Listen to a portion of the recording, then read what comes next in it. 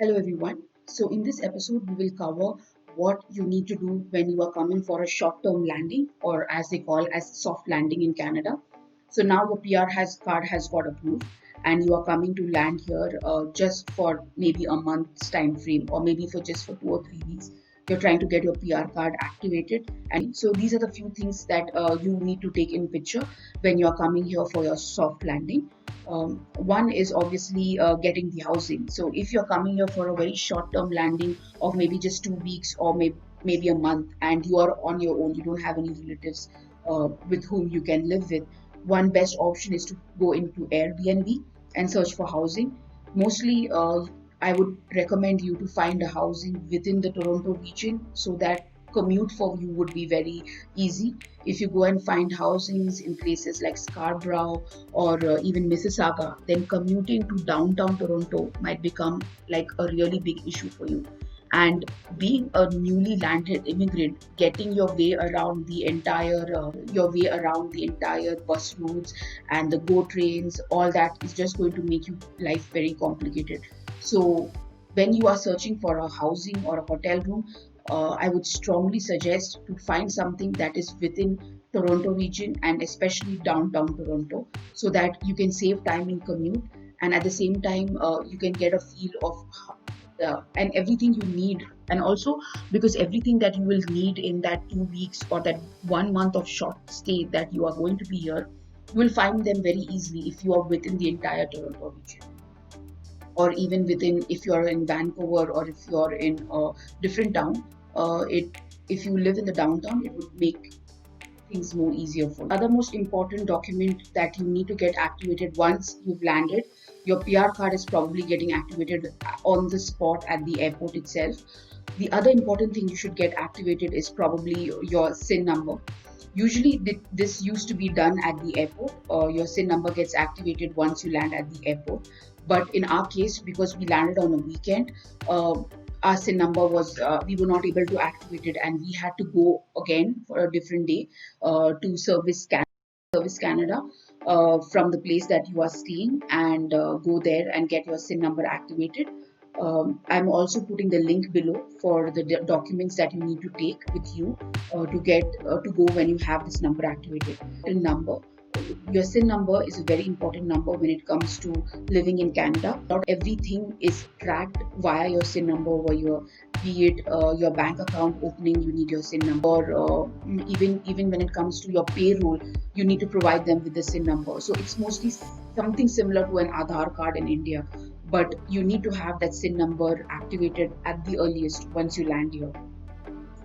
Now, the other thing you would want to do is have your bank account started. So there are multiple banks out here which offer programs for newly landed immigrants. There's banks like CIBC, RBCs, which you can go and, like, just over the counter, you can open up a bank account with them. I would strongly suggest to have your checkings and your savings account open, and also because you'll be using the credit card. Probably once you go back to your home country, you won't be using the credit card, but it's good to have it activated so that it starts building up your credit history from there on. So I would strongly suggest you to go ahead and open bank accounts. And if you're carrying a large sum of cash with you, this would also be a place where you can go and deposit your money. We would prefer to have a CIBC account open, because I think at the time when we had landed, they had given like no fees account for landed immigrants, and that's for like 12 months. You can have a checkings and savings opened up. So because we were not charged any fees at all, we prefer to go for savings. Now, the other thing I would say is getting a mobile phone. Now, this is very important. Even if it's for 2 weeks or for a month, you would still be out there trying to apply for jobs, or you would still try to network with consultants and with agents to get your resumes, and you would need a cell number to write on your mobile phone. And even if you want to give a call to a consultant, you would want to have a cell. So I would strongly suggest to go ahead and apply for a cell phone number. You have options of Freedom Mobile or Fido. Your monthly bill can be anywhere from $65 to $75 for a single mobile number.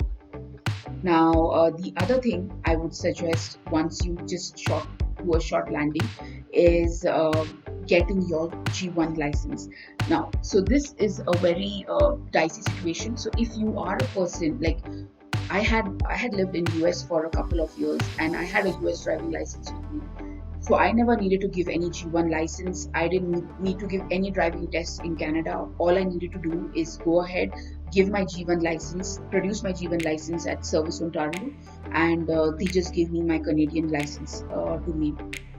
So if you are a person who has a US license and you don't need to use it anymore, and then you can definitely go ahead and get your Canadian license activated while you stay over here. Now, the other thing I would suggest is getting a Presto card. Now, if you are trying, there is definitely Uber out here that you can use, and you can have an Uber to go from place to place. But if you are looking to save a bit of money, then the option is of a Presto card.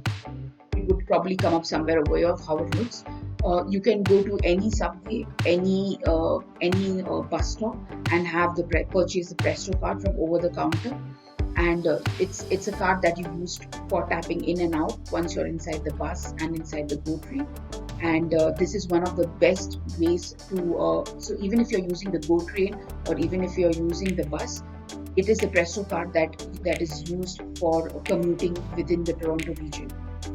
This is one of the cheapest and the best option that you can use to commute yourself in the country. The next suggestion is for engineers.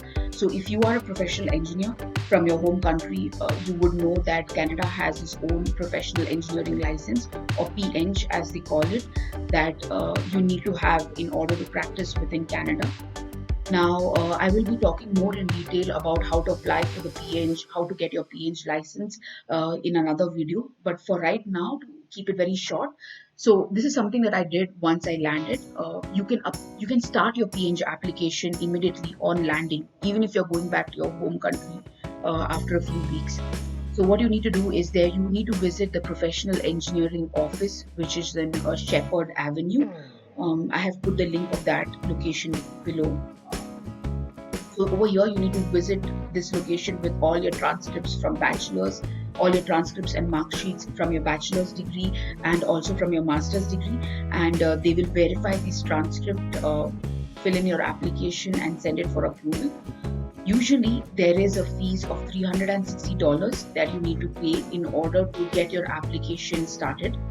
But because you are a landed immigrant, you are eligible to fall under the financial credit program, which is also called as the FCP program.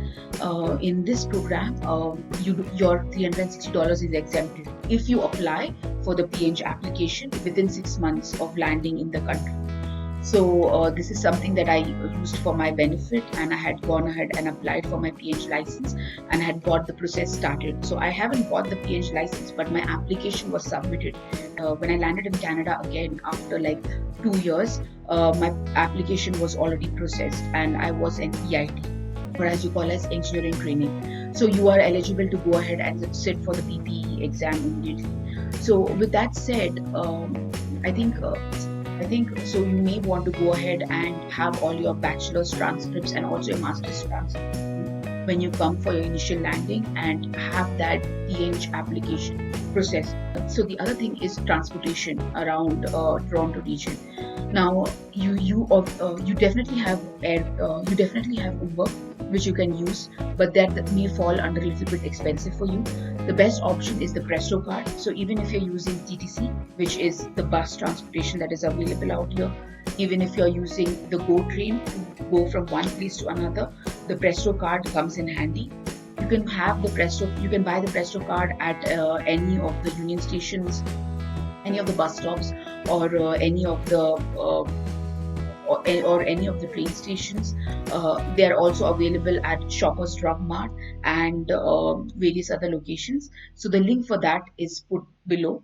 Now the Presto card costs around $6. That is just the cost of the card, and then you need to top it up with how much ever you need in terms of transportation. you can always go ahead and check you can always go online and check what is the balance on your card.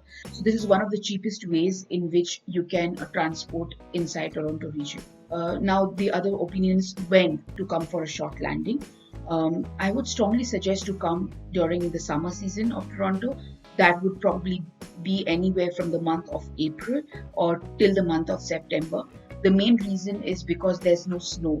So now, because there's no snow and there is no extreme winter that you're facing, your transportation and your look and the ease of transportation around the city becomes much easier for you. If you land in a time of November or December when it's peak summer, first of all, you're trying to get used to the winter. You may not even have proper winter clothing to take in that extreme Canadian weather, and even transportation for you might become a very big hassle. So the best option for you is to land in Toronto during the summer season. There are lots of people on the streets who will help you with your directions, and at the same time, even for you, transportation will become very easy, and moving from one place to another may not be an issue, and you'll be able to enjoy the beautiful Toronto summer. These are few of my recommendations or suggestions that probably you can take into account when you're planning to do a short landing. If there is any other point that I've missed, do let me know so that I can add it onto the video and it can probably help somebody else down the road. And if there are any other questions you have or any other videos that you would want me to make, please do go ahead and let me know, and I can have a video made on that. Thank you.